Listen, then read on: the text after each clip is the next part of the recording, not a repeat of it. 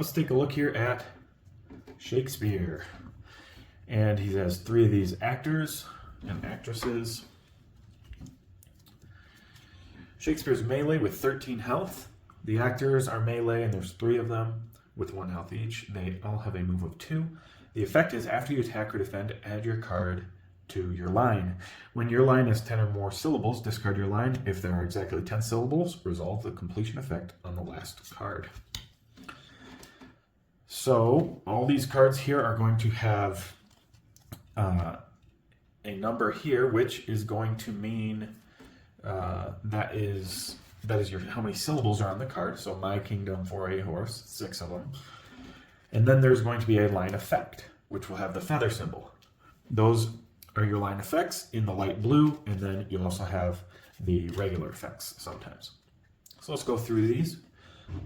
My kingdom for a horse is a 5 value, and 3 copies, 3 boost value. For 6 syllables, you get the effect, gain 2 actions.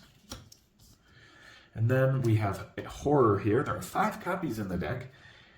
Horror, during combat, increase the value of this card by +1 for each horror card in your line.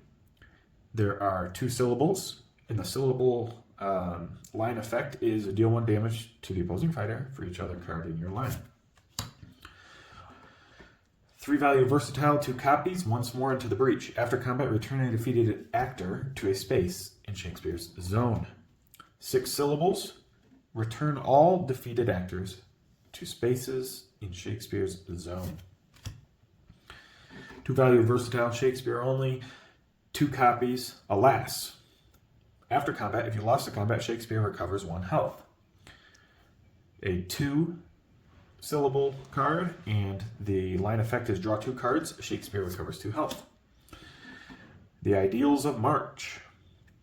Shakespeare, 2 copies, and it is a 2 versatile. It has 4 syllables, and the line effect is deal 2 damage to any opposing fighter.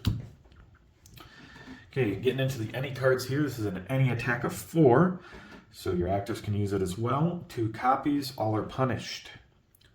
After combat, deal 1 damage to each other fighter in your zone. 4 syllables, and the line effect is draw 1 card. Places, 3 attack, 2 copies. Places. After combat, move each actor up to 3 spaces, 4 syllables, and the line effect is place Shakespeare in a zone with no actors. 3 value versatile, any, 2 copies, it to brute. During combat, increase the value of this card by +1 for each of your fighters adjacent to the opposing fighter, and 4 syllables, place each of your fighters in any space is the line effect. Deceive. 2 value versatile, 3 copies, immediately cancel all effects on your opponent's card. 2 syllables, and then the line effect is return this card to your hand. 1 value versatile, revise. 2 copies. After combat, draw 1 card. If you won the combat, draw 2 cards instead. 2 syllables, and the after combat effect is move each fighter up to 2 spaces. This includes opposing fighters. Again, 3 value versatile, 3 copies. After combat, you may return the first card in your line to your hand before you add this to your line. There are 2 syllables, and the line effect is draw 1 card. And then this is the other actor only card. It's a 4 value versatile, Such Sweet Sorrow. 2 copies. After combat, move your fighter up to 2 spaces. 4 syllables, and the line effect is draw 1 card. So what are you going to want to be doing here as Shakespeare in the game? How do you go about using Shakespeare? Well, he has such a small health pool, so you have to keep that in mind and use these actors to block. You need to complete your line to get the full value. So you also have to keep in mind that you only add cards from attacking or defending, so you can't like boost and then add a card to your line or a discard or something like that from an opponent. It has to be from combat, from attacking or defending. Another important thing to note here is if you look, there's only versatiles and attacks. So you have no schemes in your deck, which in turn means no passes. And then you also don't have any pure defense cards, which isn't necessarily bad, because it does give you more options because their versatiles are in place of them. But just keep that in mind. So let's take a look here at some of the cards. My Kingdom for a Horse is kind of the big hitter and the one that the opponent will be watching out for because it's a 5 attack. 5 attack's pretty good, and there are 3 copies, and you can get these back with another card that we'll see. The line effect, gain 2 actions, is incredibly good. If you can string these together with them with another one, another My Kingdom for a Horse, so you play this 6 and then maybe a 4, or you play the 4 and then the 6, you suddenly have 10. And you gain 2 actions, and you can keep some pressure up, which is something you will want to do with Shakespeare throughout your game. So it's a nice high value. Because it's a 6 symbol card, you can have the threat, where you have 4 symbols in your line, and then, so if you have the 4 symbols, they always think, okay, they could play a 6. So you can be playing 2s or anything else to not get the 6, right? And not go for that, to kind of fake them out. Because it is kind of predictable as you play your line what cards you can use if they know Shakespeare's deck. So this card is the card that gives you big turns. We'll keep that one in mind as we go along here, right? Then we have the Horrors. Very interesting because there are 5 copies in the deck, and they all have different artwork, and they're a 2. But the during combat is increase the value of this card by +1 for each horror card in your line. So it's a possible 8 value and a possible 4 line damage. If you line this up and you've already have the other 4 and you play this, you deal 1 damage to the opposing fighter for each other card in your line. So that's 4 damage on top of the 8. That's 12 in total. That could be extremely scary. But the probability of you lining that up properly and getting it is not very high. It's probably best to use these when you have 1 or 2 others in your line and you bring it to a 5 or a 6, right? So it's a good card, and a 4 value attack is pretty nice, especially against like sidekicks and stuff. And you can deal a damage to the opposing fighter after anyway, even if you don't get it in and you lined it up properly. Okay, and then let's take a look here at all our punish, because I just want to stick with the attacks here.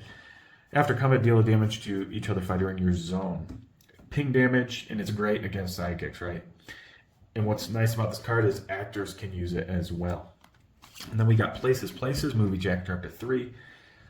Not a great card. I'd use it primarily for the 4 syllables in your line to line up maybe the horse. But not that great of a card.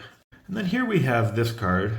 If adjacent, it's always a 4 value, right? Because you increase the value of this card by +1 for each of your fighters. It doesn't say your other fighters, so each of your fighters adjacent to the opposing fighter. So if Shakespeare's adjacent, it becomes a 4. And so be careful with positioning, especially if you're against a ranged fighter where you're positioning, so you can use this card if it's in your hand, and to keep the threat of it out anyway. Because it is +1, I think it's also nice to surround your opponent with the actors and Shakespeare. Come in with his card, and it says increase the value by +1 for each of your adjacent fighters. Well, they're going to think that this card's coming, and that's going to be a 4, 5, 6, 7, a 7. And instead, you play something like My Kingdom for a Horse. And they feint it, they try to feint this to only take 1, and they take 3 damage instead, and possibly you gain 2 actions on them, which would be pretty sweet. So keep that in mind. That's just a fun thing that you can do to deceive your opponents. And speaking of deceive, here's the card Deceive. It's a recursion cancel. And that's always great, right? To recursion a card, or to recursion. This just cancels, so it's like a normal feint. There's 3 copies, but the line effect, if you get it off, you get to return this card to your hand. So that's pretty sweet.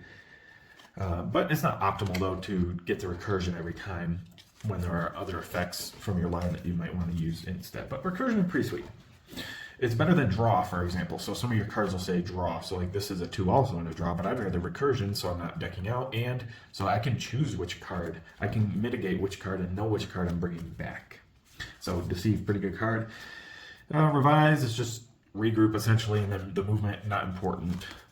Again, you may return the first card in your line to your hand. Again, you can recursion some things, possibly this, so that's what it's good for. Otherwise, it's not that great of a card either. It does help manage your line, so you can get stuff back and try something else perhaps that you messed up on. But usually it's good to get my Kingdom for a Horse, usually. At least that's what I would go for, because I love the gain action. I love getting in there, and I think it works out nice. And then, of course, this other act, and keep in mind that's an actor-only card. This actor card is move your fighter up to 2 spaces. Not that great, but the 4 value is a great attack or defense to keep your actors alive or to use as an attack. And again, the line effect draw, not great, but could be useful. Alas, if you lost a combat, Shakespeare recovers health. Yeah, that's nice, especially since you only have 13. So it is a 2, you're taking damage. Let's say they attack you with a 4, you take 2 damage. You lost the combat, you gain a health. If you use it on attack, you'll probably lose the combat. So that's what you want to use it on more than likely as the attack, because you'll lose the combat, because 2 almost never wins, and you recover health. Maybe you can even complete your line, draw 2 cards, and Shakespeare recovers 2 extra health. So it's really nice for that, for attack. I recommend not using it on defense, though. The ideas of March: deal 2 damage to any fighter. Opposing fighter is the line effect. It's a 4. Not a great value of 2, but if you get this off, 2 damage is 2 damage, right? I mean, maybe you need that 2 damage significantly for some strong sidekick or something like that. As Shakespeare, finally, you got to know your win condition. In each matchup, you're going to have different things that you're going to want to do, different effects. Most of the time, gain action seems the way to go. Maybe you want to draw 2 cards or do AoE damage type things. But know what matchup you're in. Know what they're going to be going for, and know your win condition. You got to get the full value out of these as well, right? You don't want to go over. You want to hit that 10 right on the money every time, so that you're getting the full value and full effects off of these. Because you're not going to be able to get them all off during a battle, right? Obviously. So block with your actors also, because your health is low. If you don't have good cards to be on the offensive and keep them on the back foot, then block with these actors. And that's what you want to do. You want to keep on the offensive, because you can't really deck them out in most cases. Of course, you have the recursion, which kind of works as passes sometimes, but you also have some cards that make you draw, which isn't, it's good. Drawing is good, especially when you're going on the offensive here. So try to line stuff up perfectly. That's pretty self-explanatory, but line stuff up perfectly so that you can really dominate the matchup. Here, I'm separating these into different groups so you can see from a visual perspective of how many of each of the syllables there are. So you have these 2 6-syllable ones. You have these 5 4-syllable ones. And you have these 5 2-syllable ones. And not just these 5, but there's 3, 4, 5, 6, 7, 8, 9, 10, 11, 12, 13, 14, 15. 15 2-value ones. And here you're going to have 10 4-value ones. And here you're going to have 5 6-value ones. So keep that in mind as you're playing, so that you can line up these perfectly. Maybe you get a bad hand draw, and that'll really ruin you, right? Because you need things to line up perfectly. So do your best, really. I mean, what else can I say? You got to do your best. You got to really think things through as far as getting things in your line in the proper order to really get the full value, the full effect damage, the gain actions, the draw that you can with Shakespeare to be able to close out a game. I hope that helps you understand Shakespeare a little bit better and helps you in your own plays with him.